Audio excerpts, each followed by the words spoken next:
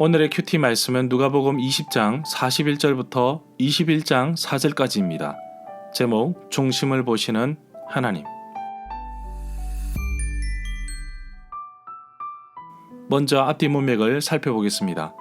예수님께서 성전에서 사람들을 가르치시고 복음을 전하실 때에 종교 지도자들이 무슨 권한으로 가르치고 성전에 매매하는 사람들을 내쫓았는지 물었습니다.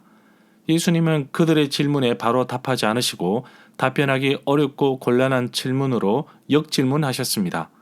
이어서 악한 포도 농부의 비유를 말씀하셨는데 율법학자와 대제사장들은 이 비유가 악한 농부가 자기 자신들이라는 것을 깨닫게 됩니다. 화가 나서 예수님을 잡으려 하였지만 사람들이 무서워하지 못하고 세금에 대한 질문을 하게 됩니다. 예수님은 데나리온 하나를 가져오라고 하시면서 가이사의 것은 가이사에게, 하나님의 것은 하나님께 바치라고 하십니다. 이어서 부활이 없다는 사두개파 사람들이 형사 취수혼, 형이 죽으면 동생이 그 대를 잇는 전통에 대해서 물었습니다.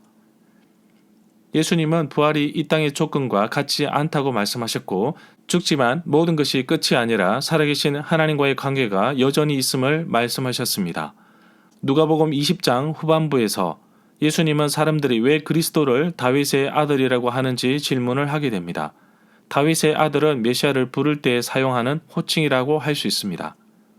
예수님은 메시아에 대한 유대인들의 생각을 바로 잡으십니다. 다윗의 일을 드시면서 메시아로 오신 예수님은 다윗의 후손으로 오셨고 더 우월하시다고 말씀하십니다.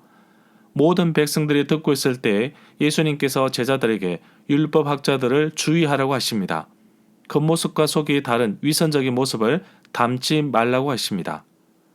이어서 누가복음 21장 초반에 등장하는 과부의 두 렙돈의 헌금을 통해 생활비 전부를 드린 것처럼 겉모습은 초라해 보일 수 있으나 정말 진실하였던 과부를 예로 드신 것입니다. 그리스도와 다윗의 자손에 대한 이야기는 마태복음 22장, 마가복음 12장, 누가복음 20장에 나옵니다. 과부의 헌금에 대한 이야기는 마가복음 12장, 누가복음 21장에 나옵니다. 문단을 나눠보겠습니다. 20장 41절부터 44절은 그리스도와 다윗의 자손, 45절부터 47절은 서기관들을 삼가라, 21장 1절부터 4절은 과부의 헌금, 20장 41절에 보면 다윗이 시편에 직접 말하기를 주께서 내 주에게 말씀하시되, 이 구절에 주께서 내 주께 이르시되라고 하였는데 시편 110편 1절에서 주는 하나님이고 내 주는 왕을 가리킨다고 봅니다. 발을 올려놓는 발등상이 패배와 굴욕의 상징인데 반해 우편은 명예로운 자리입니다. 여기에서 발등상에 대해서 알아보겠습니다. 나무를 상 모양으로 짜 만들어 발을 올려놓는 데 쓰는 가구를 말합니다. 43절부터 44절에 보면 내가 내 원수의 내 발등상 발판으로 삼을 때까지 내 오른편에 앉아 있으라 하셨도다. 그런즉 다윗이 그리스도를 주님이라고 칭하였는데 어찌 그리스도가 다윗의 자손이 되겠느냐? 여기에서 그리스도와 다윗의 자손에 대해서 알아보겠습니다.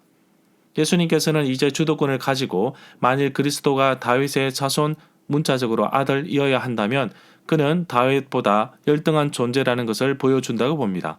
그러나 시편 110편 1절에서 다윗은 그리스도를 내 주라고 부름으로써 그가 자신보다 우월함을 인정합니다. 45절에 보면 모든 백성들이 예수님의 말씀을 듣고 있을 때에 예수님께서 그 제자들에게 말씀하셨습니다. 46절에 보면 서기관들을 조심하라. 이들은 긴 옷을 입고 다니는 것을 좋아하며 시장에서 문안받는 것, 인사받는 것과 회당의 높은 자리와 잔치의 윗자리를 좋아하는 사람들이다. 이 구절에서 회당의 높은 자리는 잔치의 윗자리로 주인의 바로 옆자리를 말합니다.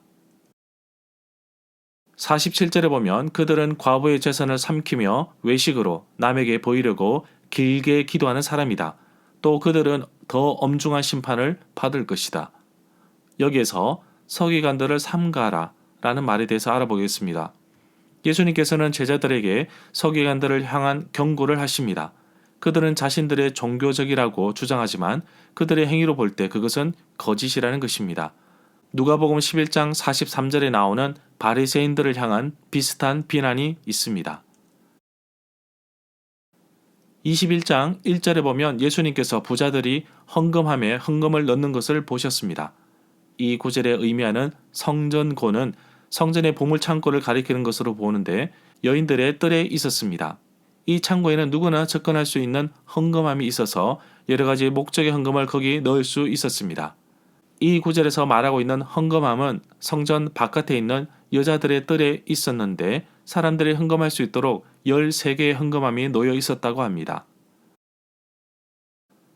2절에 보면 또 가난한 한 과부가 렙돈 2개를 헌금함에 넣는 것을 보았습니다.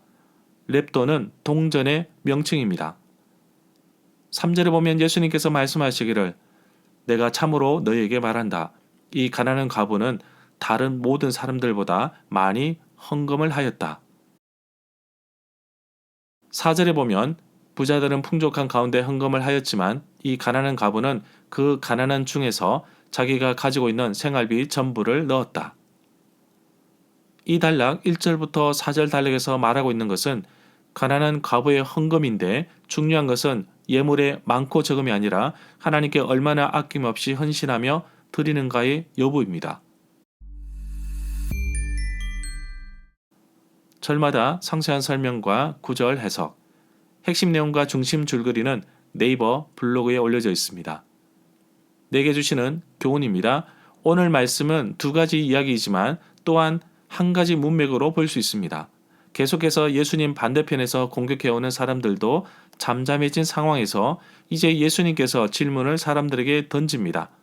예수님은 시편 110편 1절의 말씀을 인용하여서 다윗이 그리스도를 주님이라고 불렀는데도 사람들은 그리스도를 다윗의 자손이라고 하는지 물으신 것입니다. 그런 이유는 사람들은 그리스도가 단순한 인간의 한계 속에서 더 이상 그 이상의 의미를 부여하지 않았지만 실제적으로는 세상의 모든 권세를 가지시고 또한 우리에게 주신 분이십니다.